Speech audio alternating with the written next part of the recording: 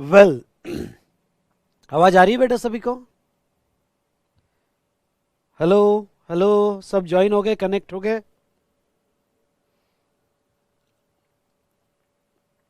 चलिए, तो आपको ये 2 महीने के पेमेंट के लिए, पहला मंथ और सेकेंड मंथ, ठीक है, तो ये 2 महीने के पेमेंट के लिए दो ऑप्शंस दिए उन्होंने।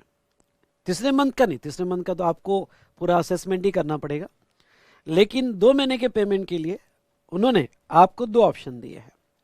एक, फिक्स सम मेथड पे हमें पैसा दो, और दूसरा सेल्फ असेसमेंट पे पैसा दो। दो मेथड क्यों दिए हैं? क्योंकि जो क्वार्टरली 3V देंगे वो लोग ये भी कहेंगे कि सर हम तो क्वार्टरली देंगे, अभी असेसमेंट करना थोड़ी पॉसिबल है, हमारे पूरे आईटीसी भी नहीं आए हैं, कितने आईटीसी है क्या है ये तो क्वार्टर के बाद ही पता चलेंगे, इसलिए हम अभी से कैसे एस्टिमेट करें। तो जो लोग मंथली बेसिस पे एस्टिमेट नहीं कर सकते, जो भी प्रैक्टिकल इशू की वजह से, और जो लोग असेस कर सकते हैं कि भाई मंथली उनका कितना टैक्स है, कितना आईटीसी उनका ऑन एन एवरेज रहेगा, और वो कितना पे कर सकते हैं, तो जो लोग खुद असेस कर सकते हैं मंथली बेसिस पे कि कितना टैक्स पेमेंट आएगा, उनके लिए सेल्फ असेसमेंट मेथड है, जिसे हम सैम कहते हैं। और यहाँ पे जो नहीं कर सकते या नहीं करना चाहते, भाई वो झंझट में नहीं पड़ना चाहते, कौन देखेगा? अब अगर मुझे मंथली करना है तो फिर तो मैं GSTR1 ही दे दूं, मंथली बेसिस में क्यों QRMP स्कीम लो? यानी मंथली बेसिस में मेरे अकाउंटेंट को इन्वॉल्व करना है, मंथली बेसिस पे मुझे कि भाई देख तू कितना क्रेडिट है, कितना टैक्स आ रहा है, नेट कितना आ रहा है, तो फिर मैं तो GSTR1 ही दे दूं, मैं GSTR1 से ही कर लूँ सब कुछ। तो यहां पे जो लोग इंटरेस्टेड नहीं है मंथली ये सब कुछ करने के लिए, वो क्वार्टरली करना चाहते हैं, क्योंकि उनके CA CMA को भाई तू क्वार्टरली करना और क्वार्टरली फीस लेना, या अकाउंटेंट को, तो ऐसे सिचुएशन में उनके लिए फिक्स सम मेथड है कि भाई इतना दे देना, बात खत्म। फिर हम GSTR1 और 3B के वक्त देखेंगे क्या बाकी रह गया और क्या नहीं रह गया। और जो लोग कहना करना चाहते सेल्फ असेस, उनको ये, तो गवर्नमेंट सेफ रहेगी यहाँ पे।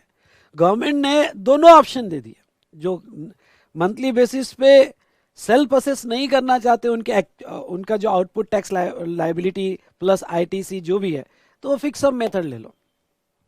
तो ये पहले मैं फिक्स सम मेथड बताता हूँ।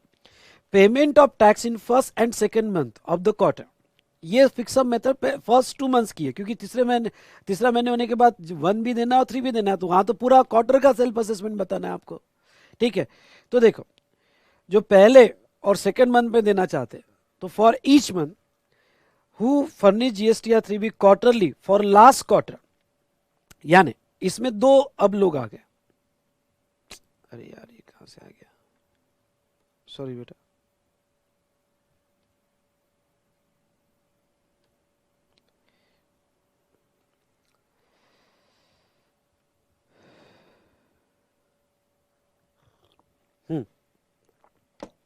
इसमें अब दो लोग आ गए।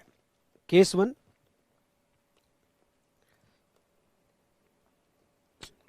कुछ प्रॉब्लम आ रही है, ठीक है, जो पहले से क्वार्टरली है और अभी भी क्वार्टरली, यानी पहले से 1 2 3 क्वार्टरली है और अभी भी क्वार्टरली है।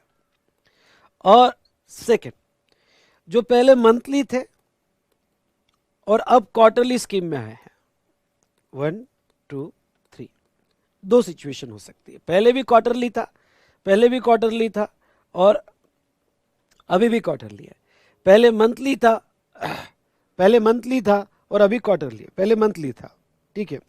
तो लॉ क्या कहता है, अगर आप लास्ट इसमें भी क्वार्टर में रहे होगे और आप फिक्सम मेथड में आना चाहते हो, तो ऐसे केस में 35% of tax paid in a cash, यानी थ्रू ई कैश लेजर, थ्रू ई कैश लेजर मतलब क्रेडिट लेने के बाद, ठीक है, एक मिनट बेटा, थ्रू ई कैश लेजर पूरे क्वार्टर का, यानी प्रेसिडिंग क्वार्टर का जितना भी आपने कैश लेजर से पे किया होगा, उसका 35% आप इस मंथ के 25 तारीख को, मतलब इस मंथ का टैक्स पेमेंट असेस माना जाएगा और अगले महीने के 25 तारीख को पे किया जाएगा। मतलब क्या, सिंपल वर्ड में बताओ तो आपने, ध्यान से सुनिए, आपने अप्रैल मई जून जुलाई अगस्त सितंबर, जुलाई अगस्त सितंबर, तो अप्रैल महीने का जो टोटल ई कैश लेजर पेमेंट किया, ई कैश लेजर पेमेंट किया था टोटल ई कैश के थ्रू, समझ लो 10 लाख किया था। तो आप जब यहां पे 25 अगस्त को पहले मंथ का पेमेंट करोगे, 25 अगस्त को, तो इसका 35% यानी 3,50,000 का पेमेंट अब यहां पे जुलाई का करोगे, और अगस्त का जब सितंबर में करोगे 25 सितंबर को, तो इसका ही 3,50,000 35%, यानी दोनों मंथ का फिक्स 35 ऐसा दोगे। ठीक है, यानी पिछले मंथ के बेसिस पे जो प्रीसीडिंग क्वार्टर था, उस क्वार्टर में जो कैश लेजर के थ्रू दिया था उसका फिक्स 35% पहले मंथ का, उसका ही 35% सेकेंड मंथ का। ओके, ये था रिगार्डिंग टू अगर आप प्रीवियस मंथ में क्वार्टर में होगे। अगर आप प्रीवियस मंथ में मंथली में होगे, okay, who furnish GST R 3B monthly basis पे, तो अगर आप मंथली बेसिस पे होगे तो 100% of tax paid through cash ledger. मतलब क्या, समझ लो आपने यहां पे प्रीवियस मंथ में मंथली था आपका, और इसमें आप क्वार्टरली में आ गए, क्योंकि ये क्वार्टर के लिए आपने स्कीम ऑफ कर ली, तो 1 2 3, ठीक है। तो लास्ट मंथ में पूरे मंथ का जो ई कैश लेजर के थ्रू आपने पे किया था, उसका 100% 25 और उसका 100% 25, यानी जो भी पैसा दिया उसका 100% पहले मंथ और उसका 100% सेकेंड मंथ। इस तरह से आपको पे करना पड़ेगा। समझा होगा तो जोर से बोलो हाँ सर, समझा होगा तो जोर से बोलो हाँ सर।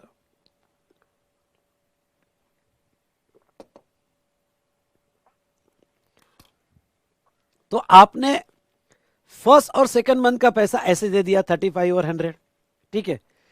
अब तीसरा मंथ आएगा तो फिर क्वार्टर हो गया कंप्लीट, फिर आप एक्चुअल बेसिस पे, सुनना ध्यान से,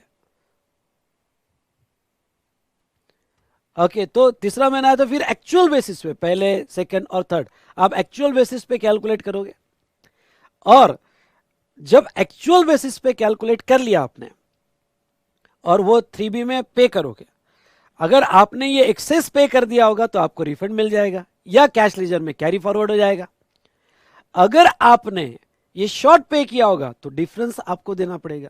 एक तरह का ये फिक्स बेसिस पे प्रोविजनल पेमेंट है, एक तरह का फिक्स बेसिस पे प्रोविजनल पेमेंट है, ठीक है। फिर अगर पूरा क्वार्टर होने के बाद आपने ये ज्यादा पे कर दिया तो रिफंड या कैरी फॉरवर्ड, या आपने कम पे किया तो शॉर्ट पेमेंट जो है डिफरेंस आपको जिस दिन रिटर्न की ड्यू डेट आएगी, यानी जिस दिन अलोंग विथ रिटर्न, तो जिस दिन रिटर्न की ड्यू डेट आएगी तब डिफरेंस अमाउंट आपको पे कर देना पड़ेगा। मतलब क्या, मतलब जब आप 3B फाइल करोगे क्वार्टरली स्कीम में, तो तीसरे मंथ का टैक्स, सुनना ध्यान से, तीसरे मंथ का टैक्स प्लस पहले 2 मंथ का शॉर्टफॉल वो आप जो है पे करोगे, या फिर पहले 2 मंथ का जो आपने कुछ एक्सेस दे दिया होगा और तीसरे मंथ का टैक्स अभी भी असेस करना बाकी है, तो तीसरे मंथ का टैक्स जो आएगा तो उसमें वो एडजस्ट हो जाएगा, उसके बाद भी रिफंड निकलता है तो मिल जाएगा। आई होप मैं जो कह रहा हूं आपको समझ में आ रहा होगा। एक सवाल है, फर्स्ट मंथ में SFM ले सकते हो, सेकंड मंथ में SAM नहीं बेटा, उस क्वार्टर को पूरा आपको FSM में लेना पड़ेगा। Sir last quarter nothing paid in cash, all set off through ITC, then फिर तो रिफंड है ना बेटा। अगर आपके पास ITC, जब आप फाइनल असेसमेंट करोगे, ये लिखना मत प्रोविजनल फाइनल, पर एक तरह का वही मैकेनिज्म है, जब आप फाइनल करोगे क्वार्टर होने के बाद और आपने एक्सेस पे कर दिया, आपके पास क्रेडिट थे, तो ऐसे सिचुएशन में नो डाउट तो फिर आप रिफंड भी क्लेम कर सकते हो। I hope you understood. जैसे एग्जाम्पल देखो उन्होंने क्या किया, इन case of the last return file was quarterly basis for quarter ending मार्च, तो जनवरी टू मार्च आपका क्वार्टर था, CGST आपने 100 क्वार्टरली पेमेंट किया था, CGST आपने 100 दिया, SGST 100, IGST 500 और GST कंपेंसेशन सेस 50 दिया। तो आपको अप्रैल की ड्यू डेट और करंट क्वार्टर के मई की ड्यू डेट, अप्रैल की ड्यू डेट 25 तारीख और मई की ड्यू डेट 25 तारीख, इस पर आपको ये फिक्स 35 या 500 रुपए का 35 175 और शेष का 17.5 इस तरह से आपको देना पड़ेगा। In case last return was file monthly basis, यानी आपका रिटर्न मंथली होगा तो इसका 100%, यानी ये पूरा 100% आपको पहले 25th और सेकेंड 25th को देना पड़ेगा। हाँ, और रूल 86 की वो तो बेटा 86 की कंडीशन जो है 86B की 1% वाली कंडीशन वो तो क्वार्टर होने के बाद लगाएंगे, यानी जब आप फाइनल 3B फाइल करोगे तब आपको 1% का कैश लेजर रोक के बाकी चेक करना पड़ेगा आपको, ठीक है। वो तो 3B के वक्त लगाएगी, वो भी कंडीशन लगाएगी डेफिनेटली, ठीक है। अब खास बात क्या है बताओ क्या, अगर आपने ये FSM मेथड में जो आपने 35% और 100% पे किया, ये FSM मेथड में शॉर्ट पे कर दिया होगा आपने, हो सकता है अगर FSM मेथड में आपने शॉर्ट पे कर दिया है क्योंकि आपका अप्रैल का सप्लाई ज्यादा था, अब सप्लाई से क्या कंसर्न, मैं तो फिक्स पे करूंगा वो भी लास्ट क्वार्टर के GST से। अब अप्रैल का सप्लाई मेरा समझ लो यहां पे इतना सप्लाई था कि एक्चुअल अगर मैं असेस करता तो 20 लाख का GST आता, एक्चुअल असेस करता तो 20 लाख का GST आता, लेकिन मैंने फिक्स सम मेथड ली और इसमें मैंने लास्ट क्वार्टर का 35% के बेस पे 15 लाख ही दिया, तो ठीक है मैं 15 लाख ही दूंगा, इवन तो एक्चुअल मेरा 20 होगा, पर 35% के क्राइटेरिया में 15 लाख ही दिया। तो जो रिमेनिंग 5 लाख शॉर्ट दिया मैंने पहले मंथ का, क्या उसके ऊपर इंटरेस्ट आएगा? नहीं। गवर्नमेंट कहती है कि जब हमने बोला 35 आपने दे दिया, हमने बोला 100 आपने दे दिया, तो आप इंटरेस्ट क्यों दोगे? फिर जो भी डिफरेंस है तो क्वार्टर होने के बाद जब आप 3B फाइल करोगे तब दे देना। तो जब क्वार्टर होने के बाद डिफरेंस आपने 3B के वक्त दे दिया तो कोई इंटरेस्ट नहीं। हाँ, लेकिन आपने क्वार्टर होने के बाद 3B के वक्त वो भी डिफरेंस नहीं दिया तो फिर इंटरेस्ट है। यानी इंटरेस्ट कब ट्रिग होगा? जब क्वार्टर हो जाएगा, 3B की डेट आ जाएगी और 3B की डेट को आपने पेमेंट नहीं किया तो इंटरेस्ट ट्रिग होगा। अदरवाइज जो पहले 2 मंथ के शॉर्टफॉल है वो केस में यहां पे वो ट्रिग नहीं होगा। आई होप आपको समझा होगा, ठीक है। तो ये उन्होंने यहां पे दिया, नीचे मैं एग्जांपल भी ले रहा हूं, देखो illustration. A registered person who has opted for the scheme has paid the total amount 100 in cash as a tax liability for the quarter October to December. अक्टूबर से दिसंबर के पीरियड में जो टोटल 100 जो दिया गया वो एज ए टैक्स लाइबिलिटी दिया गया। He opt to pay tax under fixed sum method, वो फिक्स सम मेथड ऑप्ट कर रहा है। He therefore pays 35 each on 25th February and 25th March for discharging tax liability for first 2 months of the quarter, ठीक है। तो उसने उसका जो 100 का है 35 और 35 यहां पे 100 का 35 वो पे कर रहा है। In his return quarter it found that liability based on the outward inward supply January for 40, यानी उसकी एक्चुअल नेट कैश लाइबिलिटी जनवरी की ली जाए तो 40 थी और फरवरी की ली जाए तो 42 थी, जबकि उसने 35 दिया। तो रिमेनिंग 5 और 7 वो अगर GST या 3B के साथ दे देगा तो उसे कोई इंटरेस्ट नहीं लगेगा। जब भी 3B आएगा तो उसके साथ कोई इंटरेस्ट नहीं लगेगा। लेकिन सेकेंड एग्जाम्पल में ये है, यहां पे वही है कि 100 उसकी क्वार्टर की थी, 35 उसने पे कर दिया,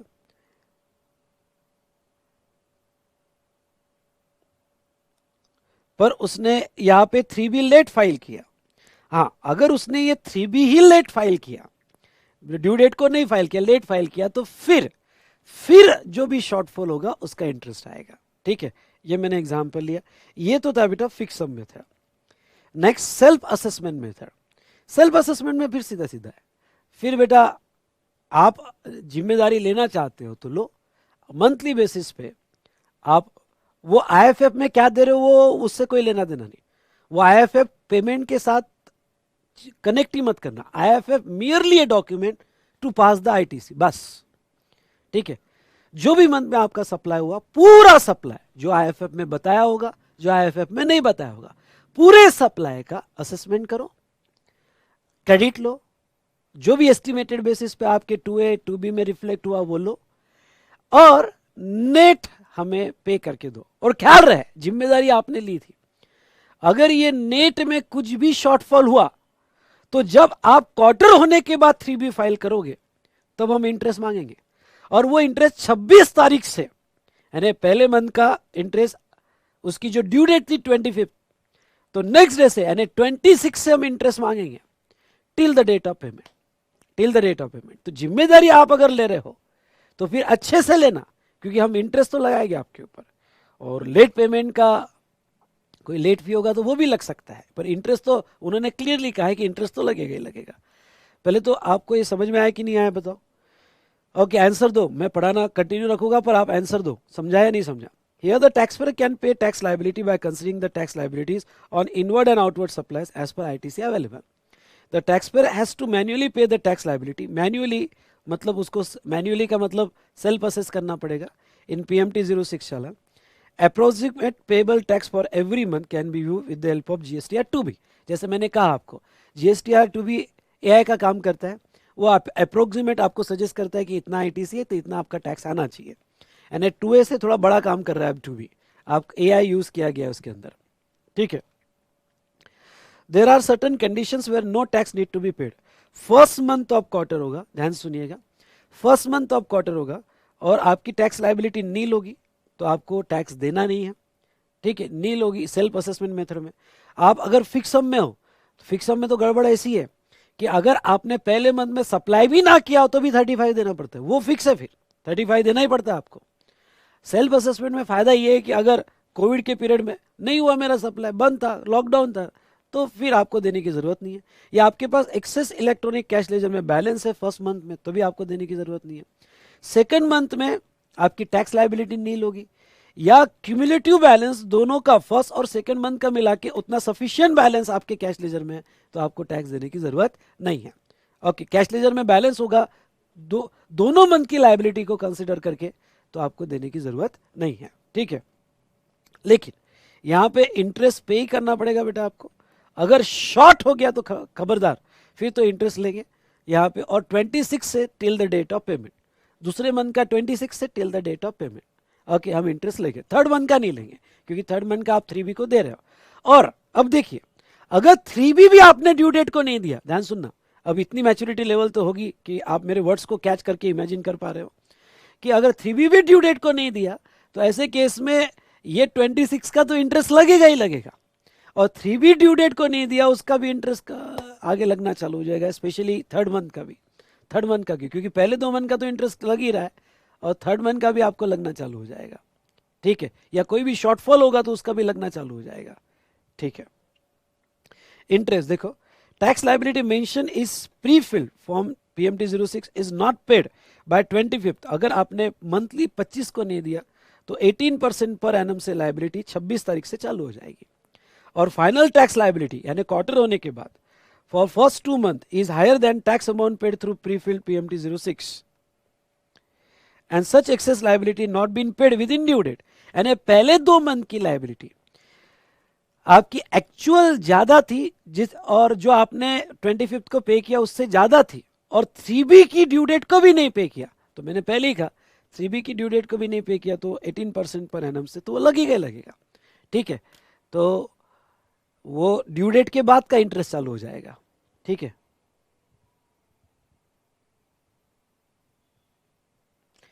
नहीं बेटा, ये अगर आप ये FSM और SM मेथड लेते हो तो आप इसको इन बिटवीन चेंज करते हो, कर सकते हो कॉमन पोर्टल पे क्वार्टर वाइज, क्वार्टर खत्म होने के बाद उसका वही प्रोसीजर 2 महीने पहले और 1 महीना, लेकिन ये चेंज कर सकते हो, इसमें कोई दिक्कत नहीं है।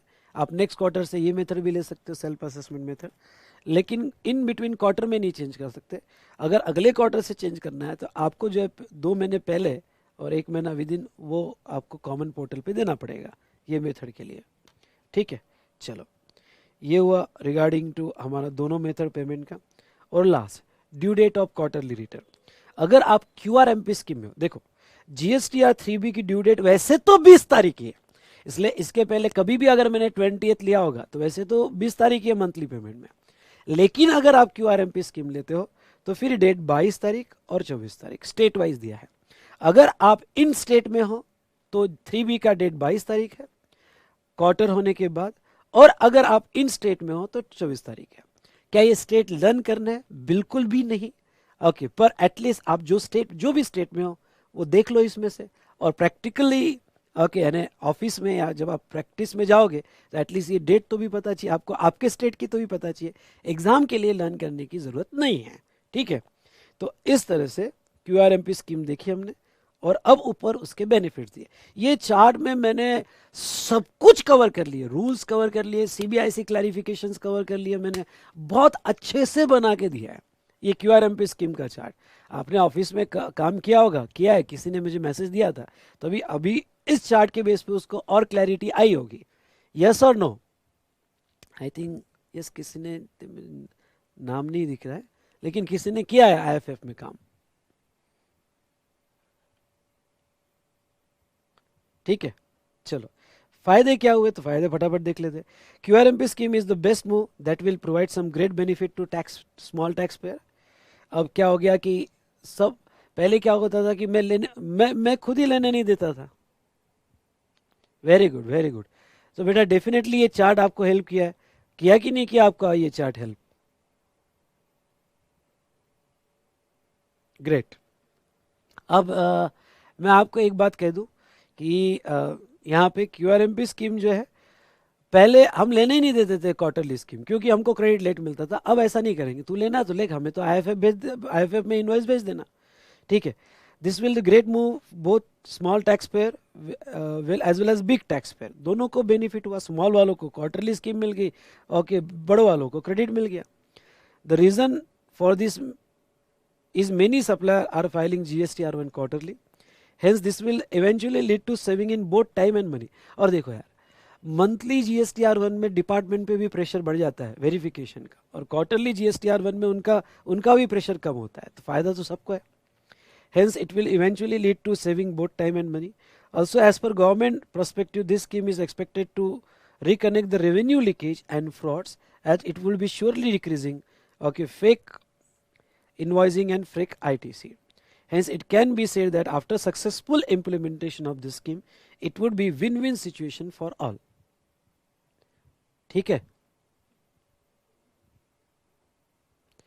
हाँ बेटा, मैं भी SFM, FSM और SM चूज करने का ऑप्शन, इसलिए मैं एक्सप्लेन करते करते थोड़ा रुक भी गया था, क्योंकि मुझे भी पता है नहीं आता है, पर वो आना चाहिए कॉमन पोर्टल पे। थोड़ा मैं उसको एक बार फिर से आपको बताऊंगा, रिसर्च करके आना चाहिए वो ऑप्शन।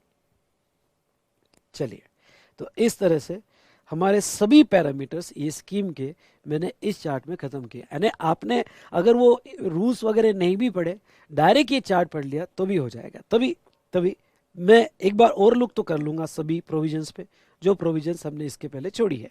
तो और लुक करने में क्या प्रॉब्लम है? आ जाओ, हम 59 से पढ़ेंगे।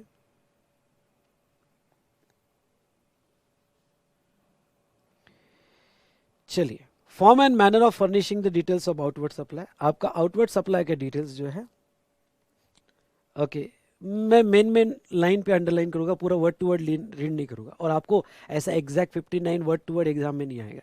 ये चार्ट में स्कीम पढ़ लेना, दैट्स इनफ, ठीक है।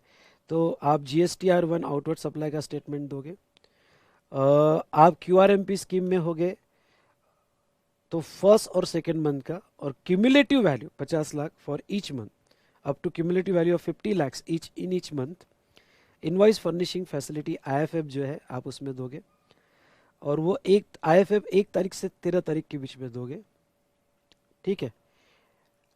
GSTR1 बेटा आप मंथली या क्वार्टरली दोनों ऑप्शन में दे सकते हो। आप मंथली ले रहे हो तो मंथली दो, QRMP स्कीम ले रहे हो तो QRMP यानी मंथली या क्वार्टरली रहेगा, पर IFF आपको मंथली देना पड़ेगा। जो IFF में डेटा दिया वो GSTR1 में देने की जरूरत नहीं है। डिटेल्स ऑफ GSTR1, इससे तो आप यूज टू हो। Invoice wise detail for all, जब आप ट्रांजेक्शन B2B कर रहे हो तो पूरी डिटेल्स, और अगर आप ट्रांजेक्शन B2C कर रहे हो और इंटरस्टेट कर रहे हो जिसमें 2.5 लाख के ऊपर, ये इनवॉइस में हमने देखा था 2.5 लाख के ऊपर वैल्यू है तो उसकी अलग से डिटेल्स देनी पड़ती है। B2C के केस में कंसोलिडेटेड, या इंटरस्टेट कर रहे हो 2.5 लाख से नीचे है तो कंसोलिडेटेड दिया तो चलेगा। डेबिट नोट क्रेडिट नोट की इन्फॉर्मेशन आपको देनी है। जो पढ़ाया यहाँ मैंने चार्ट दिया है ये आपने रीड कर लेना। एग्जाम में ऐसा कुछ मुझे नहीं लगता पूछेंगे। Details of IFF। IFF एक तरह का मिनी GSTR1 है। इनवॉइस वाइज डिटेल इंटरस्टेट और intrastate supply to register person.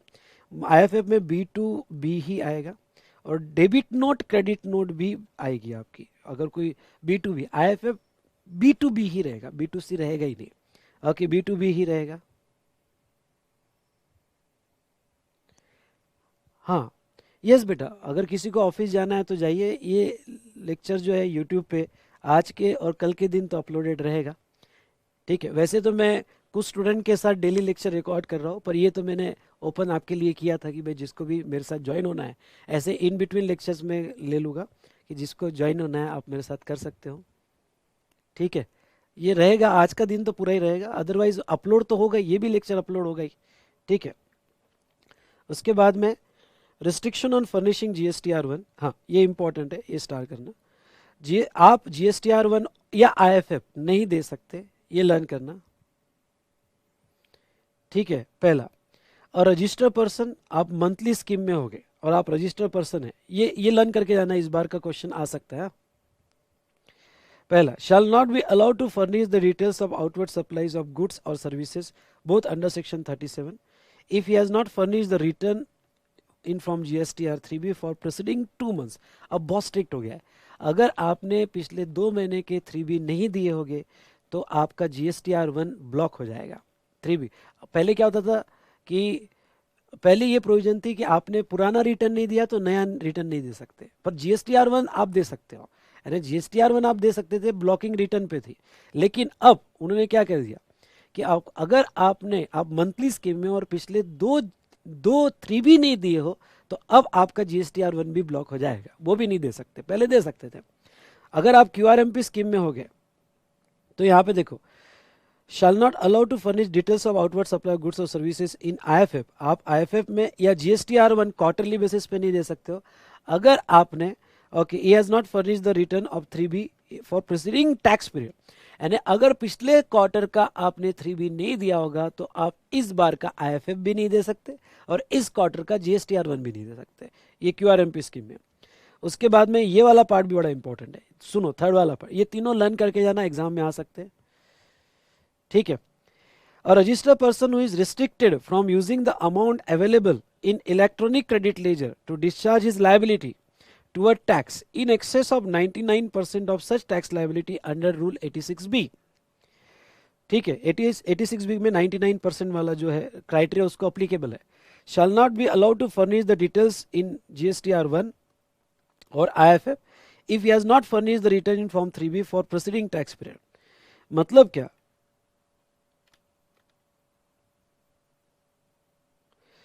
जिसको 86B लागू है उनके लिए भी दिया है, जिनको 86B लागू है 99% वाला, उसके एक्सेप्शंस भी है, पर जिसको भी लागू है 86B उन्होंने भी अगर यहाँ पे प्रीसीडिंग टैक्स पीरियड का, अब ख्याल रहे यहाँ प्रीसीडिंग टैक्स पीरियड मतलब आप मंथली हो गए तो लास्ट मंथ का भी अगर 3B नहीं दिया, लास्ट मंथ का भी 3B नहीं दिया तो आपको इस बार GSTR1 और IFF नहीं मिलेगा।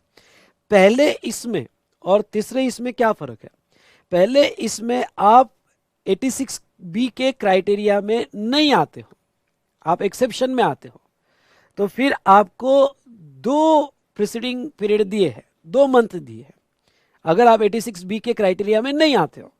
लेकिन अगर आप 86B के क्राइटेरिया में आते हो तो आपको फिर 2 में नहीं, प्रीसीडिंग टैक्स पीरियड का है, अगर प्रीसीडिंग टैक्स पीरियड का नहीं दिया तो आपको ये लग जाएगा। चलो ये हमने यहाँ देखा,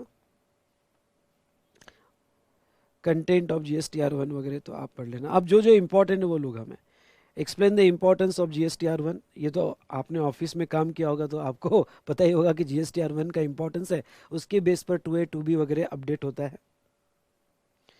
GSTR 2A के बारे में मैंने एक्सप्लेन कर दिया, वहाँ GST अपडेट हो गए, कैसे कैसे अपडेट हो गए, ये एग्ज़ाम के हिसाब से भी प्रायोरिटी भी आपने पढ़ लेना, वैसे कोई इतना इम्पोर्टेंट नहीं है।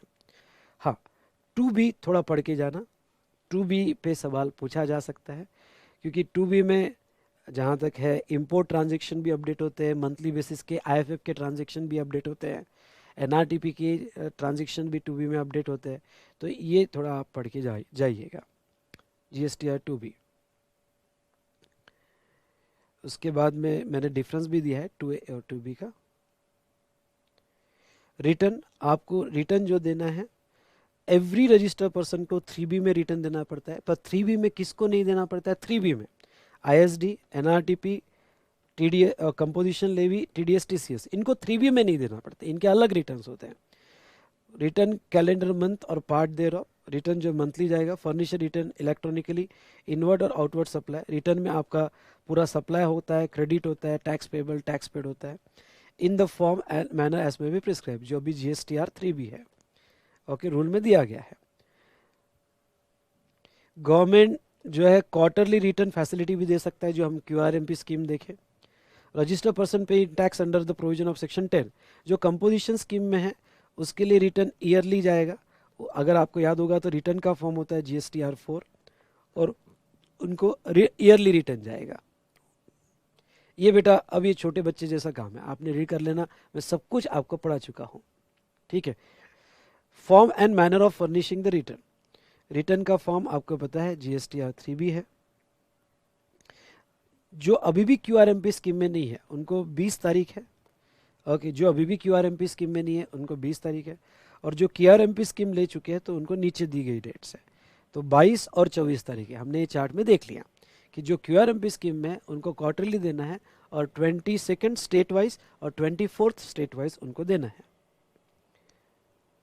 फिर रिटर्न में क्या होना चाहिए क्या नहीं होना चाहिए, हाँ, आपको रिटर्न के साथ तो पेमेंट करनी है बेटा, ओके, आपकी अपनी लाइबिलिटी, जो भी लाइबिलिटी है रिटर्न के साथ डिस्चार्ज करनी है, और आप QRMP स्कीम में हो तो मंथली 25th डे को डिस्चार्ज करना है, ये हमने लिखा। चलो, manner of furnishing quarterly return,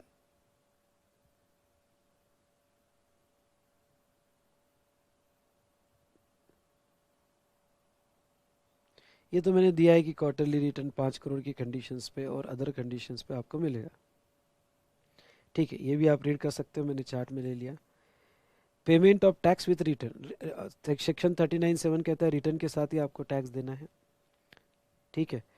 वैसे तो 39(1) में जब आपका जो भी रिटर्न की ड्यू डेट होगी उसके साथ आपको टैक्स पे करना है। रिटर्न के without payment of tax return upload ही नहीं होगा।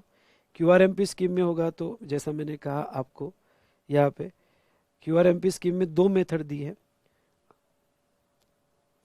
और कंपोजिशन स्कीम में, हाँ, कंपोजिशन स्कीम में मैंने CMP 08 जो क्वार्टरली देना पड़ता है, और उसके साथ ही 18 को आपको पेमेंट करना पड़ता है। क्वार्टरली स्टेटमेंट है जिसको CMP 08 कहा जाता है। अगर आप QRMP स्कीम में होगे तो आपको 2 मेथड दी है, एक फिक्सम मेथड है जो 35% और 100% है, और अगर आप देखोगे तो यहाँ पे उसमें सेल्फ असेसमेंट मेथड है, यानी सेल्फ असेसमेंट और फिक्सम मेथड दी गई है आपको। ये भी मैंने कवर कर लिया है, आप ये रीड कर लेना। फिर हमने चार्ट देख लिया, चलिए नाउ नेक्स्ट आप आ जाइए बेटा हमारे जो आपको फर्स्ट कॉपी दिया था PDF का अमेंडमेंट्स का, उसमें, क्योंकि रिटर्न का तो हमने डिस्कशन कर लिया, लेकिन फर्स्ट जो कॉपी दिया था उसमें आ जाइए। अब बात करते हैं बेटा रिफंड्स की। अब रिफंड चैप्टर पे स्पेशल डिस्कशन मैंने नेक्स्ट लेक्चर में रखा हुआ है, ठीक है, पर ओवरलुक कर देता हूँ कि इसमें यहाँ पे कहाँ अमेंडमेंट हुई है, पर डिटेल डिस्कशन हम नेक्स्ट सेशन में करेंगे। रिफंड चैप्टर की बात करें तो एक क्लैरिफिकेशन आया रिगार्डिंग टू डीम एक्सपोर्ट, तो डीम एक्सपोर्ट से रिलेटेड एक क्लैरिफिकेशन आया जो हमें देखना है, मैं नेक्स्ट सेशन में कवर कर लूँगा। और एक दूसरा क्लैरिफिकेशन जो इम्पोर्टेंट है, और ये क्लैरिफिकेशन जो है ये हमारे कैलकुलेशन बदल देगा, स्पेशली जीरो रेट सप्लाई जहां हम मैक्सिमम रिफंड निकालते हैं। जो एडजस्टेड टोटल टर्नओवर है, जैसे आपको लास्ट अटेम्प्ट की एक अमेंडमेंट याद होगी कि आपको जो एक्सपोर्ट टर्नओवर ऑफ गुड्स लेना है वो एक्चुअल या 1.5 times of domestic supplies which ever is यहाँ पे lower, which ever is lower, यानी डोमेस्टिक सप्लाई का 1.5 टाइम्स या actual which ever is lower, उतना ही लेना है। तो नीचे जब एडजस्टेड टोटल टर्नओवर लिया जाता था फॉर्मूला में, तो वो कितना, तो पहले ये इंटरप्रिटेशन था कि वो एक्चुअल बेसिस पे लिया जाए, लेकिन अब ये आया कि जब हम टोटल लेते हैं तो उसमें उतना ही एक्सपोर्ट का टर्नओवर कंसिडर करो जो हमने ऊपर के लिए लिया, मतलब 1.5 टाइम्स लिया होगा तो वो कंसिडर करो, या फिर हमने अगर एक्चुअल लिया होगा तो वो कंसिडर करो। इसके लिए मैंने प्रॉब्लम भी लिया है। तो यहाँ पे ये डिस्कशन रिफंड का स्पेशली मैं नेक्स्ट सेशन में कवर करूंगा, क्योंकि मैं चाहता हूँ कि ये जो है आपका बहुत अच्छे से हो जाए। इस बार आपके एग्जाम में इस पे सवाल पूछने के पूरे पूरे चांसेस है, इसलिए हम यहाँ पे ये डिस्कशन को नेक्स्ट सेशन में रखते हैं। मैं यहाँ आपको पूरा फॉर्मूले के साथ एक एक concept, zero rated supply 1.5 times जो लास्ट टाइम के अमेंडमेंट से फिर से रिवाइज करके दूंगा। उसके बाद में टोटल एडजस्टेड टर्नओवर, यहाँ पे इसके मीनिंग भी पूरा रिवाइज करके दूंगा विथ ऑल एग्जांपल्स। मैं चाहता हूँ कि ये फॉर्मूला पे आपका बहुत अच्छे से रिविजन हो, क्योंकि इंस्टीट्यूट ये एरिया में बार बार क्वेश्चन पूछती है। हाँ, कुछ एक रिस्ट्रिक्शन आया था regarding to utilization of ITC, वो भी हम देखेंगे जो लास्ट अटेम्प्ट के लिए था, और इससे रिलेटेड क्वेश्चंस भी सॉल्व करेंगे, जो डेफिनेटली अगर ये क्वेश्चन एग्जाम में आया तो आप अच्छे से सॉल्व कर पाओगे, और अगर एग्जाम में आया तो डेफिनेटली आप मुझे यस याद करोगे कि अच्छा हुआ सर ने जो है यहाँ पे अच्छे से हमारे से करवा दिया है। डन डनाडन डन। चलो, तो ये था रिफंड से रिलेटेड। अब हम आते हैं नेक्स्ट चैप्टर पे, और यहाँ पे नेक्स्ट अमेंडमेंट है ऑफेंस एंड पेनल्टीज से रिलेटेड।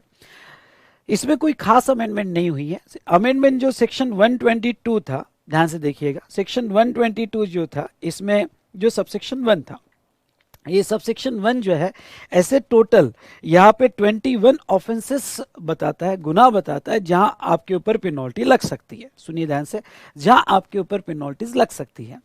तो जैसे आपने नो इनवॉइस और इनकरेक्ट इनवॉइस, यानी आपने सप्लाई कर दिया और इनवॉइस नहीं दिया, या आपने यहाँ पे इनकरेक्ट इनवॉइस दे दिया, या इनवॉइस विदाउट सप्लाई, यानी इनवॉइस दिया डमी इनवॉइसेस दे दिए, कोई सप्लाई नहीं किया, जस्ट क्रेडिट का फ्लो कंटिन्यू करने के लिए, या collect any amount of tax but fails to pay within 3 months. इसको अब मैंने यहाँ पे मेनली जो है आपको 122 सबसेक्शन 1 में मुझे 1 2 ओके, यहाँ पे उसके बाद में 7 9 इसके ऊपर फोकस करवाना है, क्योंकि इससे रिलेटेड अमेंडमेंट है। बाकी के तो मैंने टाइटल्स लिए हैं, अगर बाकी के ऑफेंसेस आपको पढ़ना है तो आप अपनी रेगुलर बुक से पढ़ सकते हो।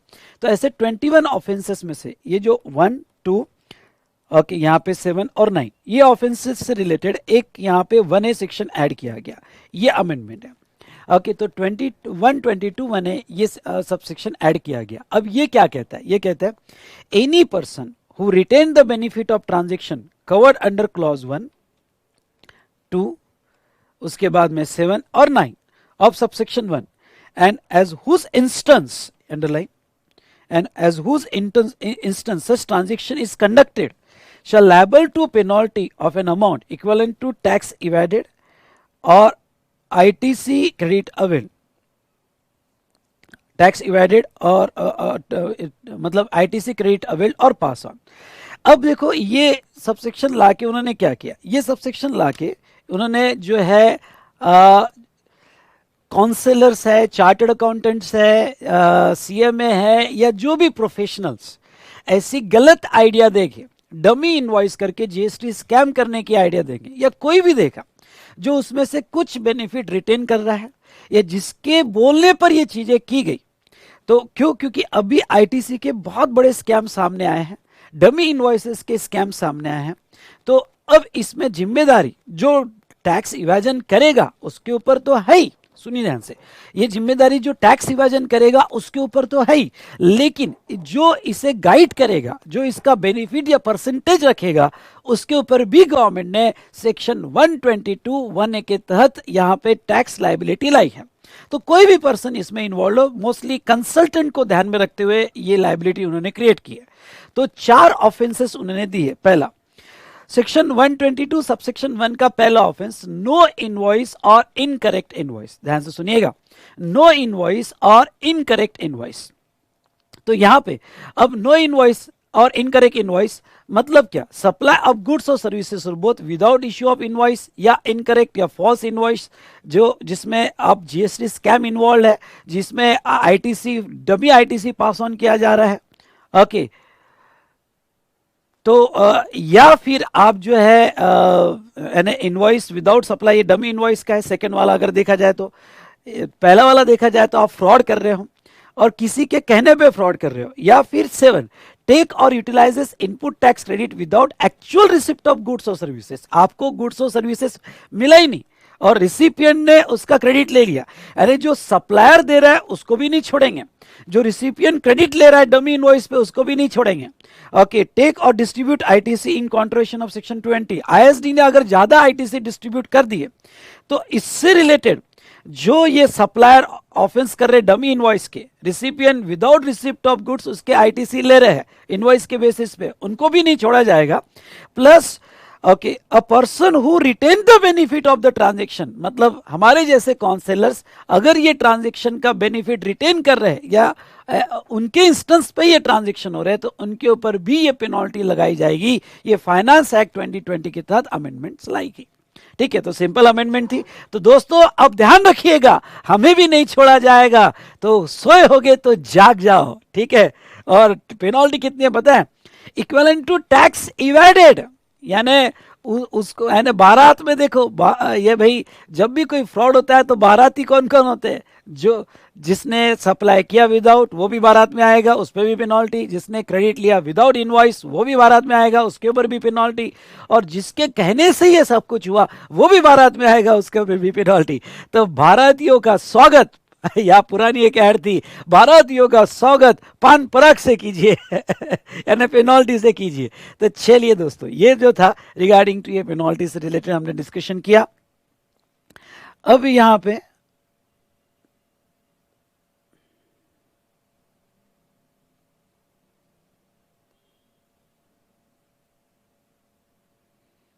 चलिए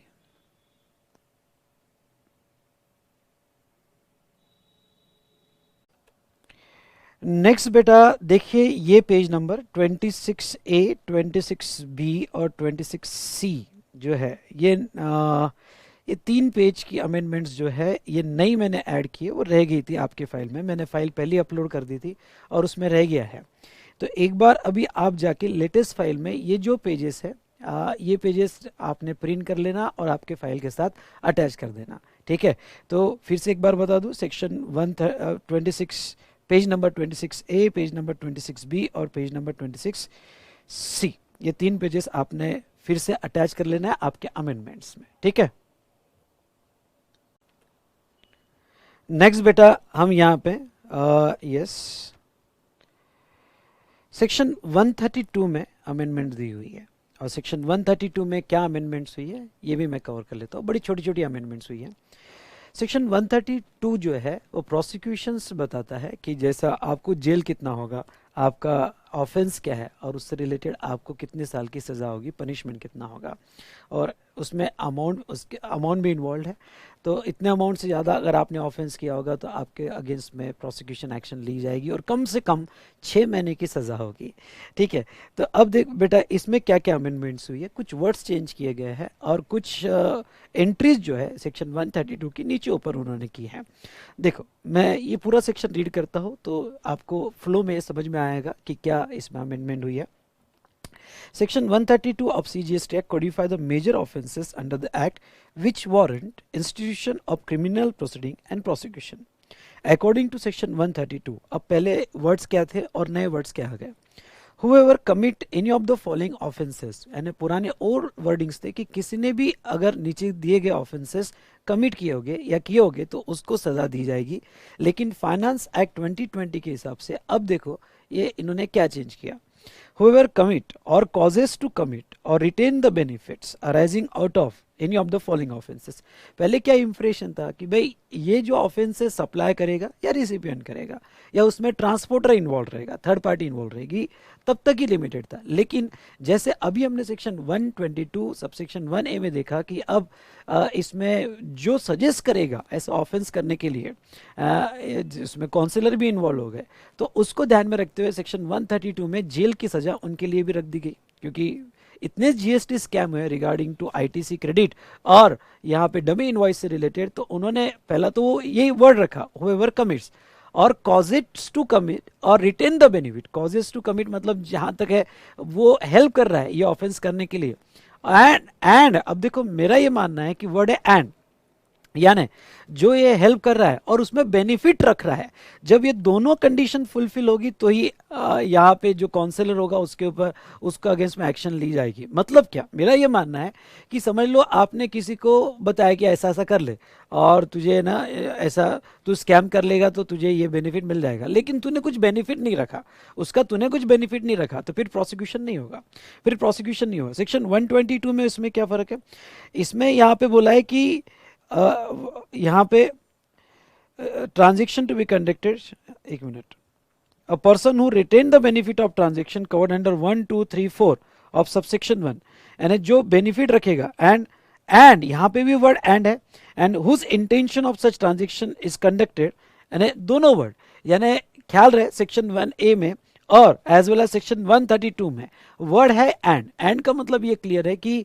आप आपके कहने पर हुआ और आपको उसका बेनिफिट मिला, आपने कुछ परसेंटेज रखे, तो ऐसे सिचुएशन में ये प्रोसिक्यूशन आपके अगेंस्ट में भी किया जाएगा। ये पहली अमेंडमेंट।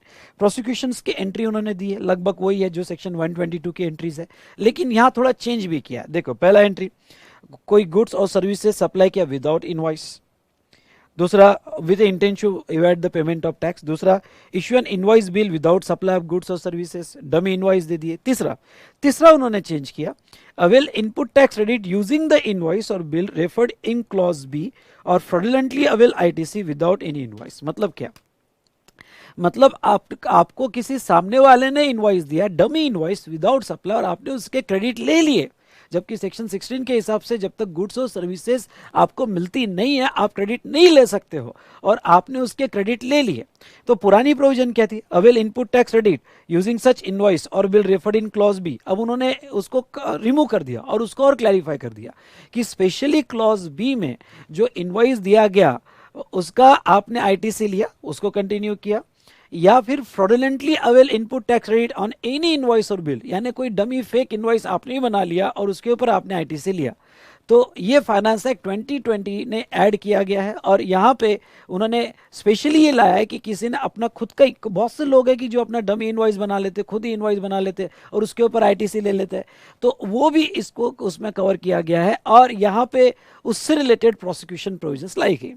और नीचे ई क्लॉज में जो fraudulently avail input tax credit यहाँ से निकाल दिया गया और ऊपर डाल दिया गया, मतलब जो क्रेडिट से रिलेटेड उन्होंने यहाँ पे एक ही एंट्री कर दी, या और नीचे वाला जो इवेड द टैक्स या फ्रॉडुलेंटली अवेल द आईटीसी उसको वहाँ से ओमिट कर दिया गया, मतलब एंट्री को रीस्ट्रक्चर किया गया और कुछ भी नहीं किया गया। ठीक है, यहाँ पे बाकी इवेजन तो इसमें दिए गए हैं, जैसे इवेड द टैक्स और fraudulently obtain the refund, falsify or substitute the financial records or documents जो भी है, obstruct or prevent any officer to discharge his duty liability, acquire possession by transporting, removing, deposit, keeping वगैरह with, आपको ये पता है कि ये fraudulent goods है और उसके बाद में आपने उसका possession लिया, receive or in any way concern with the supplier, in any way deal with any of the supply of service which is he knows or reason to believe are in contravention of provision of this act or rules, temper or destroy the material evidence or documents, fails to supply the information which he required to supply under this act or rules etc, और attempt to commit सच, अगर वो offence करता है तो उसको यहाँ पे इतने साल की सज़ा है। ये भी हमने देखा था, ये तो आप रेगुलर बुक से पढ़ सकते हो। और देखो ऑफेंस इन्वॉल्व अमाउंट और पनिशमेंट इम्प्रिजनमेंट मिनिमम 6 महीने का तो उनको होगा अगर कोई एडिक्वेट रीजन नहीं होगा तो, यानी टैक्स इवेडेड और input tax rate wrongly avoid, यानी आपने टैक्स इवेजन किया, आईटीसी रॉन्गली अवेल किया या यूटिलाइज किया, रिफंड रॉन्गली क्लेम किया, अमाउंट 5 करोड़ के ऊपर होगी तो आपको ज़्यादा से ज़्यादा 5 साल की सज़ा एंड विथ फाइन, और कम से कम 6 महीना। 2 करोड़ से 5 करोड़ के बीच में होगी तो 3 साल एंड विथ फाइन, और 1 से 2 के बीच में होगी तो 1 ईयर विथ फाइन। अब वर्ड है एंड फाइन, यानी आपको इम्प्रिजनमेंट फाइन भी लग सकता है। कमिट और abet the commission of offence specified in F G and J, तो यहाँ कम से कम 6 महीने की सज़ा, जो कम से कम है वही रखिए, और विथ फाइन। अब एफ जी और जे में क्या आता है तो ऊपर देख लेना, एफ में फॉल्सीफाई रिकॉर्ड्स आपने सबसे और या रिकॉर्ड चेंज किए, एफ जी आपने ऑफिसर को उसकी ड्यूटीज डिस्चार्ज करने से रोका, और जे टेम्पर और डिस्ट्रॉय द मटेरियल एविडेंस, तो ये केस में आपको मैक्सिमम और मिनिमम सज़ा 6 महीना ही है और विथ फाइन। और सेकंड टाइम ऑफेंस करते हो, ऊपर दिए में से कोई भी ऑफेंस सेकंड टाइम करते हो तो कुछ भी अमाउंट हो, 1 रुपया भी हो, तो भी आपको 5 साल की सजा एंड विथ फाइन, ये आपका अगेंस्ट में पनिशमेंट हो सकता है। तो छोटे छोटे 2 चेंजेस थे, कोई ज़्यादा नहीं था बेटा। ओके, ये पहले तो वो 122 1 के हिसाब से चेंज किया गया, और दूसरा जो है नीचे की एंट्री डिलीट करके साथ में लाई गई, यानी आईटीसी की एंट्री एक साथ लाई गई, रिस्ट्रक्चर किया गया, डन। तो यहाँ ऑफेंस और पनिशमेंट की प्रोविजंस हमारी खत्म होती है। ओके बेटा, नेक्स्ट कंपोजिशन लेवी, एक छोटी अमेंडमेंट हुई है कंपोजिशन लेवी में। जैसे सेक्शन 10(2) की कंडीशन है कि अगर मैन्युफैक्चरर हो, ट्रेडर हो या रेस्टोरेंट कैटरिंग हो, तो वो सिचुएशन में आप गुड्स के साथ जो है सर्विसेज कुछ हद तक प्रोवाइड कर सकते हैं, जिसमें उन्होंने मार्जिनल सर्विस तक का बेनिफिट दिया है। भाई मार्जिनल सर्विस हम कितना प्रोवाइड कर सकते हैं, तो उन्होंने सेकंड प्रोविजन में ये लिमिट दी है कि आप जो है अगर आपको सर्विस प्रोवाइड करना है तो 10%, ध्यान से सुनिएगा, 10% और ₹5 lakh whichever is higher, इतना आपको सर्विस प्रोवाइड करना है, ठीक है। उससे ज़्यादा अगर आप सर्विस नहीं प्रोवाइड कर सकते, अब ये कहाँ लिखा है कि उससे ज़्यादा सर्विस प्रोवाइड नहीं कर सकते, ये 10(2) की कंडीशन में लिखा है।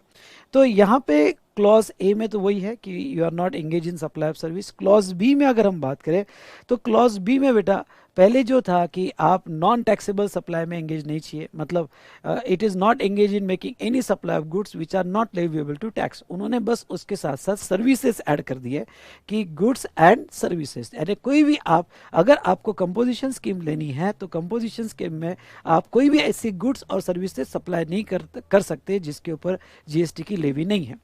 नेक्स्ट उन्होंने interstate outward supply of goods पहले था, उसके साथ साथ आप सर्विसेज भी उन्होंने लेके आ गए, मतलब जो आपको मार्जिनल सर्विस अलाउ की है जो भी है 10% या 5 lakh whichever is higher, उसमें आप इंटरस्टेट सप्लाई नहीं कर सकते, इंट्रा कर सकते हो। पहले ये प्रोविजन गुड्स के लिए ही थी, अब ये प्रोविजन किसके लिए आ चुकी है दोस्तों, ये सर्विसेज के लिए आ चुकी है। तो चलिए वही मैं जब मैं पहले पढ़ाता था तो ये साथ कैसे छूटा, क्योंकि गुड्स और सर्विसेज दोनों को लगना चाहिए, तो ये सर्विस का साथ कैसे छूटा, तो गवर्नमेंट ने अब वो साथ नहीं छोड़ा, अमेंडमेंट कर दिया by finance act 2020। Same amendment eco पहले गुड्स के लिए ही था, अगर आप ऐसे ईसीओ के थ्रू सप्लाई करते जो टीडीएस काटेगा तो पहले सिर्फ गुड्स के लिए था, अब वो बेटा सर्विस के लिए भी आ चुका है। अगर आप सर्विसेज जो मार्जिनल लिमिट में आपको अलाउड है वो अगर ईसीओ के थ्रू सप्लाई करते हो तो 10(1) की स्कीम भी आपको नहीं मिलेगी। नोटिफाइड गुड्स के मैन्युफैक्चरर जिसमें आइसक्रीम, एडिबल आइस वगैरह, पान मसाला, ये तो आपको बताइए।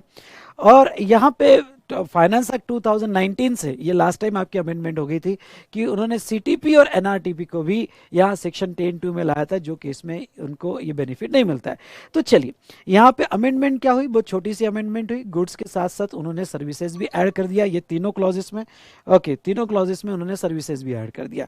अब नेक्स्ट इंपॉर्टेंट बात आपको ये बताना चाहूँगा कि यहाँ पे आईसीएआई ने क्लियर कर दिया है, वेरी वेरी इंपॉर्टेंट है, आपको लिखना है तो नीचे लिख देना है कि 10(2) की conditions only applicable in current year, not in preceding financial year.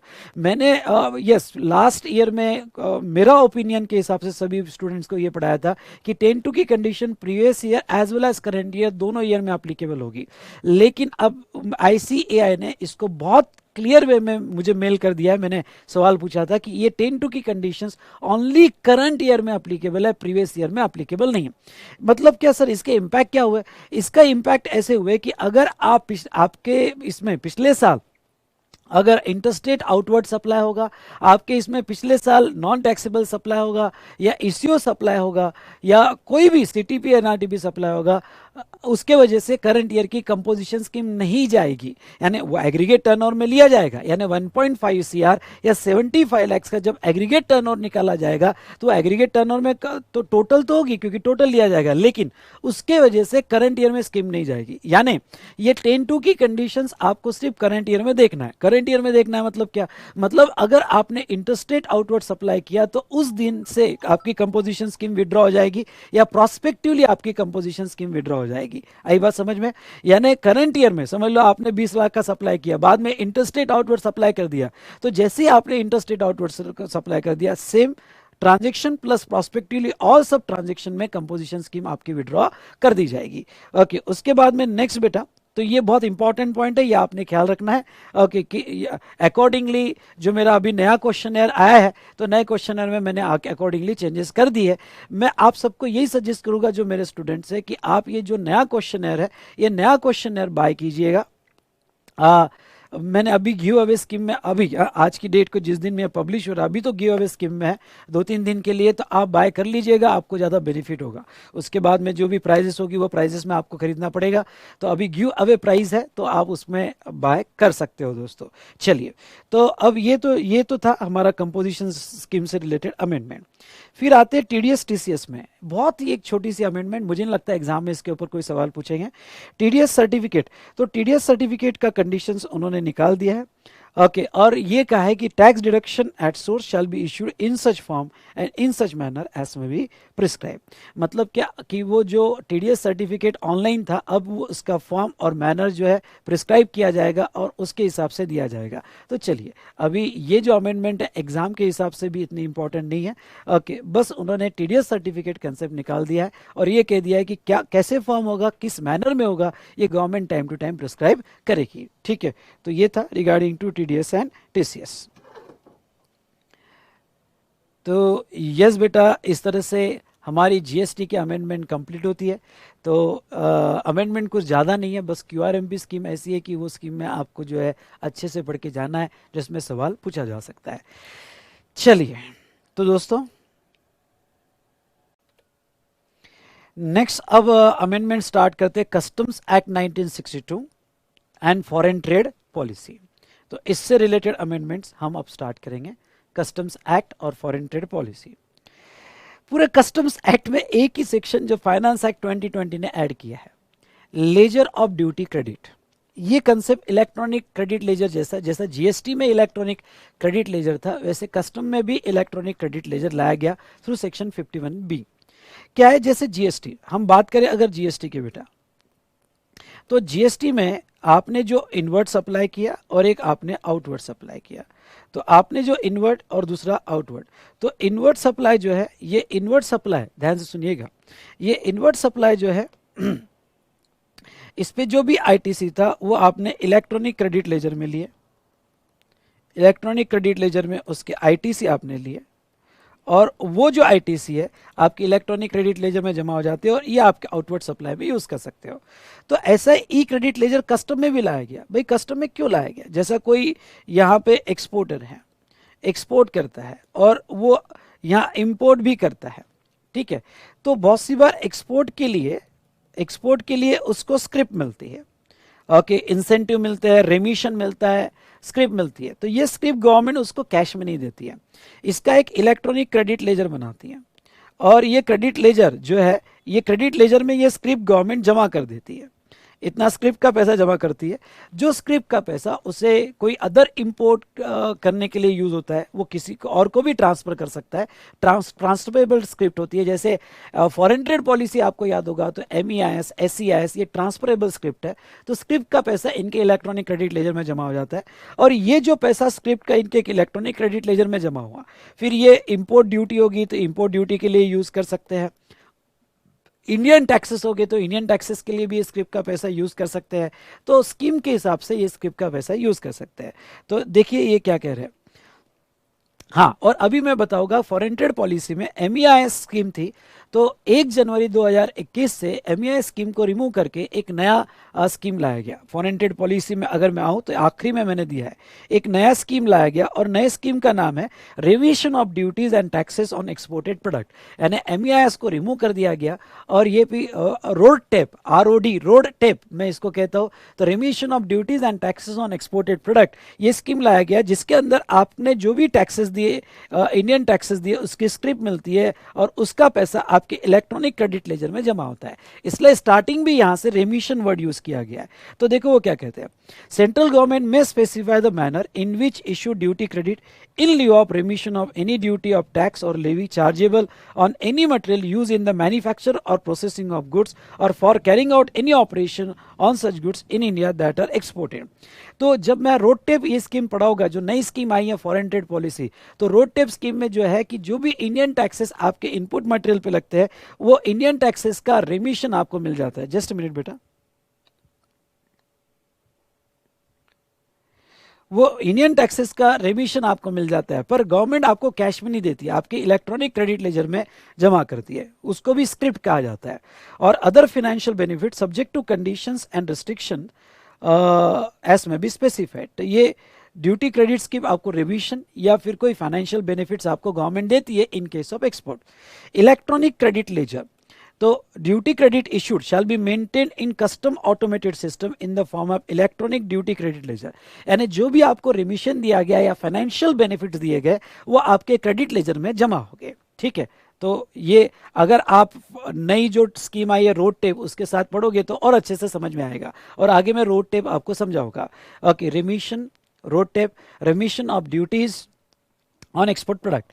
तो उसके बाद में utilization of electronic credit ledger, ये जो भी क्रेडिट लेजर आपका जमा हुआ है ये आप अवेलेबल देखो, duty credit available in electronic duty credit ledger may be use by a person to whom it is issued, जिसको इशू किया गया, या to a person to whom it is transfer. तो ये जो है जिसको ये बेनिफिट मिला वो भी यूज कर सकता है, या ये ट्रांसफरेबल स्कीम है किसी और को भी ट्रांसफर होती है। Toward the payment of duties payable under the customs under this act और under custom tariff act in such a manner and subject to conditions and restriction as may be specified. यानी customs act में या custom tariff act में जो भी आपको duties देनी है, फिर वो BCDO, SE 3135 वगैरह जो भी हो, तो जो भी ड्यूटीज आपको देनी है उसके लिए आप यूज कर सकते हो। ख्याल रहे, ये क्रेडिट लेजर सिर्फ आप कस्टम ड्यूटीज के लिए यूज कर सकते हो, लोकल टैक्सेस के लिए यूज नहीं कर सकते। मतलब अगर एक सवाल आता है कि भाई ये क्रेडिट लेजर जो है मैं इंडियन GST के लिए यूज करना चाहता हूँ या इंडियन एक्साइज वैट के लिए यूज करना चाहता हूँ, तो उसके लिए यूज करने नहीं मिलेगा। ये क्रेडिट आप कस्टम ड्यूटी कोई आती होगी या कस्टम टैरिफ एक्ट के अंदर कोई ड्यूटीज होगी उसके लिए ही यूज करने मिलेगा, या अदरवाइज आप किसी को और को बेच सकते हो। ये ट्रांसफरेबल भी है। तो सेक्शन 53 भी, लेकिन इसको और अच्छे से समझाऊंगा जब फॉरेन ट्रेड पॉलिसी में जो नई स्कीम आई है रोड टेप, वो रोड टेप स्कीम समझने के बाद ये समझना आपके लिए आसान होगा। तो ये एक अमेंडमेंट थी। उसके बाद में बेटा, हाँ, custom import of goods at concessional rate of duty for manufacture of excisable goods rule 2017, ये प्रायोरिटी सी में रखना, ये प्रायोरिटी सी में रखना। नहीं भी पढ़े तो भी चलेगा, मुझे नहीं लगता है कि इसमें कोई सवाल आपसे पूछा जाएगा। इसमें कोई रूल्स में उन्होंने अमेंडमेंट दिया है, पर मैंने बस इसलिए लिया है, यानी ये पिंक कलर से अमेंडमेंट दिया है, मैंने इसलिए लिया है क्योंकि आपके स्टैट्यूटरी अपडेट्स में है, लेकिन इस पर कोई सवाल आपसे नहीं पूछा जाएगा। उसके बाद भी मैं इससे रिलेटेड जो मेरा थर्ड वीडियो आएगा जिसमें मैं रिफंड चैप्टर डिस्कस करने वाला हूँ आपसे रिलेटेड, वैसे अमेंडमेंट्स तो मैंने बता दिया आपको, लेकिन मैं बहुत अच्छे से उसको एक्सप्लेन कर दूंगा। तो आखिरी के 15-20 मिनट ये रूल्स भी उसमें एक्सप्लेन कर दूंगा, पर अभी ये रूल्स कोई भी इंपॉर्टेंट नहीं है, मैं आपको क्लियरली कह रहा हूँ। ठीक है, तो ये नेक्स्ट सेशन में मैं आपको डिटेल में समझा दूंगा ये सभी, ये सॉरी एक समरी रूल आपको समझा दूंगा नेक्स्ट सेशन में। चले आ जाते हैं अभी तो फॉरेन ट्रेड पॉलिसी की अमेंडमेंट्स पे।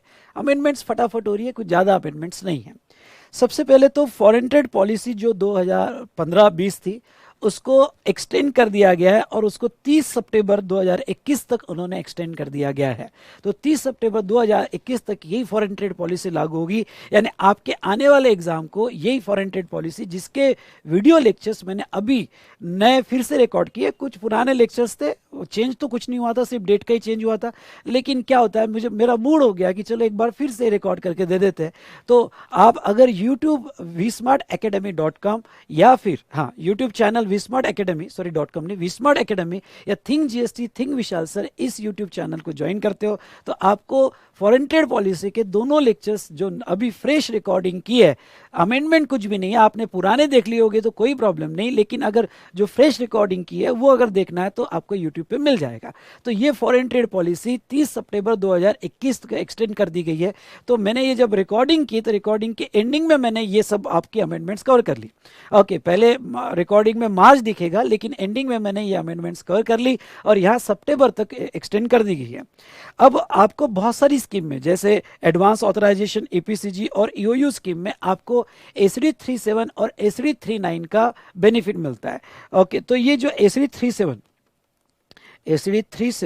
और ACD 39 ये एग्जाम मिलती है इंपोर्टेड गुड्स पे। तो ये जो ACD 37 और 39 इंपोर्टेड गुड्स पे एग्जम्प्टेड था, ये पहले 31 मार्च 2021 तक था, जिसको एक्सटेंड करके उन्होंने सितंबर कर दिया 30 सितंबर 2021। तो तीनों स्कीम है, वो एडवांस ऑथराइजेशन स्कीम हो, वो ईपीसीजी स्कीम हो, या ईओयू ईएसटीपी स्कीम हो, तीनों स्कीम में उन्होंने ये डेट को एक्सटेंड करके ओके सितंबर 2021 कर लिया। इसलिए अगर आप एफटीपी के मेरे अभी नए लेक्चर्स देखोगे तो उसमें मैंने 2021 लिया है, मार्च 2021, लेकिन अब ये ख्याल रखना है कि उसको भी एक्सटेंड करके उन्होंने सितंबर तक कवर कर लिया है। ठीक है, तो ये दोनों डेट एक्सटेंशन से रिलेटेड था, तो इसमें कोई स्पेशल तो है नहीं। ठीक है, नेक्स्ट, हाँ, मोस्ट इंपॉर्टेंट क्या हुआ, तो मोस्ट इंपॉर्टेंट एमईआई स्कीम। एमईआई स्कीम उन्होंने 1 जनवरी 2021 से यहाँ पे रिमूव कर दी गई है। अब एक्सपोर्टर को एमईआई स्कीम अवेलेबल नहीं है।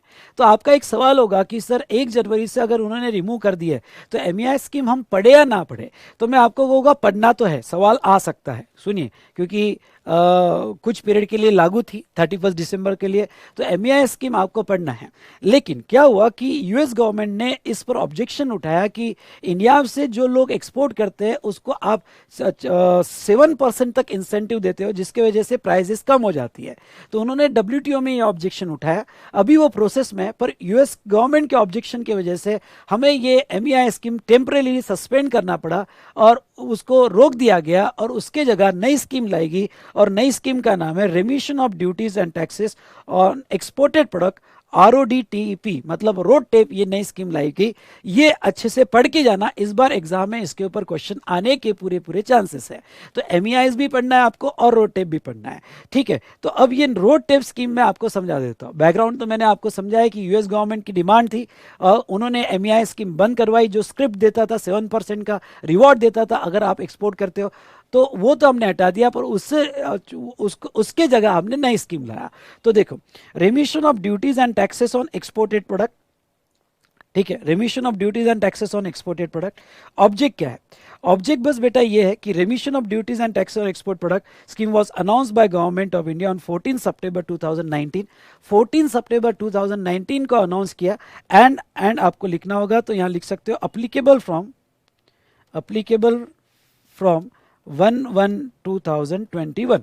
ठीक है, to boost the export by allowing reimbursement of taxes and duties which are not exempted or refunded under any other scheme in accordance with the World Trade Organization norms, क्योंकि WTO की norms है। मतलब क्या, मतलब एमईआई scheme निकाल के अब export को बूस्ट करने के लिए उन्होंने जो ये जो रोड टेप में वो स्क्रिप्ट देंगे, इंसेंटिव देंगे, और ये रेमिशन वाला पैसा आपके इलेक्ट्रॉनिक क्रेडिट लेजर जो सेक्शन 53B में हमने देखा उसमें जमा होगा। तो इसमें जो आप इंडिया में टैक्सेस पे करते हो, जो आपको एग्जम्पशन नहीं मिला हो या आपको रिफंड नहीं मिला हो, तो उसकी आपको स्क्रिप्ट दे दी जाएगी और उसका रेमिशन आपके क्रेडिट लेजर में जमा कर दिया जाएगा। Availment of scheme, the exporter desirous of benefit of RoDTEP scheme is required to declare his intention for each export item in shipping bill और bill of export.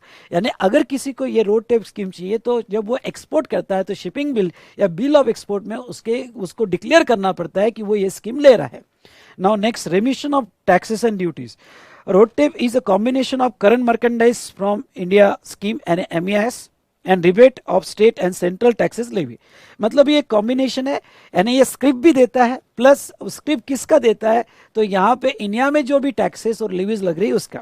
Road tape covers reimbursement of duties and taxes such like mandi tax, VAT, central excise, fuel, etc., which are levied on central or state, local level and are not refunded any other mechanism। मतलब क्या, कुछ ऐसे taxes है जैसे मंडी tax है, VAT है, central tax है, अगर आपने ऐसे इनपुट यूज किए होगे और ये किसी तरह से कोई भी एक्ट में रिफंड नहीं मिले होगे, तो ये केस में आप ये स्कीम के तहत उसका रिमिशन क्लेम कर सकते हो आपके इलेक्ट्रॉनिक क्रेडिट लेजर में।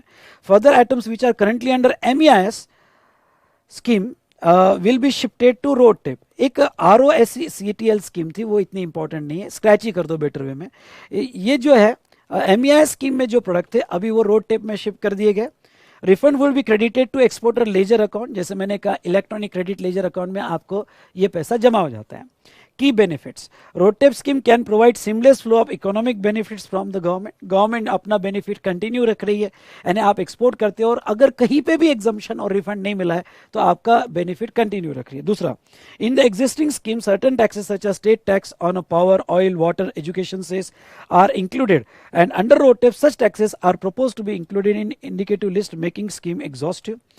उसके बाद में it will add more competitive in the foreign market which assure duty benefits by government of India, क्योंकि अब एमईआईएस नहीं रही तो आपको स्क्रिप्ट तो नहीं मिलेगा, स्पेशली मैन्युफैक्चर को। ख्याल रहे, एमईआईएस हटाया गया, एसईआईएस नहीं, एसईआईएस अभी भी लागू है सर्विस से रिलेटेड, लेकिन मर्केंडाइज एक्सपोर्ट जो स्कीम है, जो गुड्स से रिलेटेड है, उसको हटाया गया।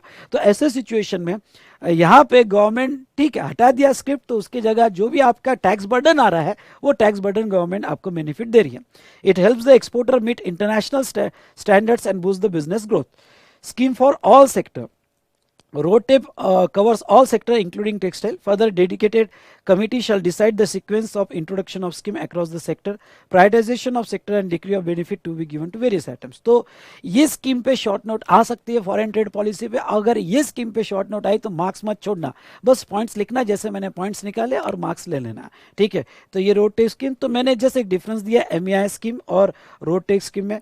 तो यहाँ पे एमईआईएस में आपको जो स्क्रिप्ट मिलती थी, तो यहाँ पे आपका आपके क्रेडिट लेजर में रेमिशन मिल जाता है ऐसे टैक्सेस का जिसका आप रिफंड क्लेम नहीं कर पाए। एमईआईएस में फॉर्म होता था एनएफ3 है, तो अभी इसमें नोटिफाइड होना बाकी है। इंसेंटिव एमईआईएस में आपके एफओबी प्राइस पे होते थे, तो यहाँ पे इंसेंटिव जो है रिवॉर्ड ये नोटिफाई गवर्नमेंट नोटिफाई करेगी, उसके हिसाब से मिलेगा। मोड ओके, एमईआईएस आपको स्क्रिप्ट मिलता था तो ये आपके क्रेडिट लेजर में जमा होगा, इलेक्ट्रॉनिक क्रेडिट लेजर में जमा होगा, और दोनों भी ट्रांसफरेबल है। आई रिपीट, दोनों भी ट्रांसफरेबल है। तो ये स्कीम जो है 1 जनवरी 2021 से लागू हुई। तो बेटा इस तरह से हमने फॉरेन ट्रेड पॉलिसी है ये भी डिस्कशन कर लिया, and we have completed our amendments. तो अमेंडमेंट्स तो आज वैसे हो गई है, लेकिन मैं चाहता हूं कि नेक्स्ट लेक्चर जो है जिसमें रिफंड चैप्टर का जो एक अमेंडमेंट हुआ, एक सर्कुलर की छोटी सी अमेंडमेंट थी कि एडजस्टेड टोटल टर्नओवर में आपने वही लेना जो एक्सपोर्ट टर्नओवर में, वो तो मैंने बता दिया कि एक्चुअल और 1.5 टाइम्स जो आपने ऊपर लिया वही आपने टोटल में लेना है। लेकिन इससे रिलेटेड मैं चाहता हूं कि आप बहुत अच्छे से प्रॉब्लम सॉल्व करना भी सीख जाओ, इसलिए मैं अब नेक्स्ट लेक्चर में जो है रिफंड की वो अमेंडमेंट और उससे रिलेटेड पूरा कंसेप्ट जीरो रेटेड सप्लाई का आपको एक्सप्लेन करूंगा, और उसके रिलेटेड प्रॉब्लम्स भी हम सॉल्व करेंगे जो डेफिनेटली आपको बेनिफिट होगा। और ये जो कस्टम्स का रूल्स था वैसे तो कोई इंपॉर्टेंट नहीं, एग्जाम में इसके ऊपर क्वेश्चन नहीं आएगा, पर मैं आपको थोड़ा इसके ऊपर एक ब्रॉड सेंस में डिस्कशन करवा के आपको समझा दूंगा, ठीक है दोस्तों। तो चलिए दोस्तों, आई होप आपको अमेंडमेंट पसंद आई होगी। अगर अमेंडमेंट पसंद आई होगी तो लाइक जरूर कीजिएगा दोनों लेक्चर्स को। और मैं ये कहना चाहूंगा दोस्तों कि यहाँ पे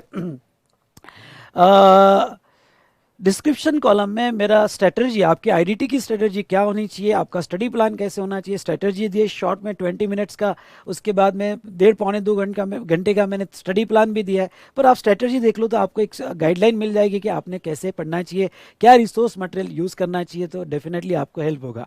तो चलिए दोस्तों, यहाँ रुकते हैं।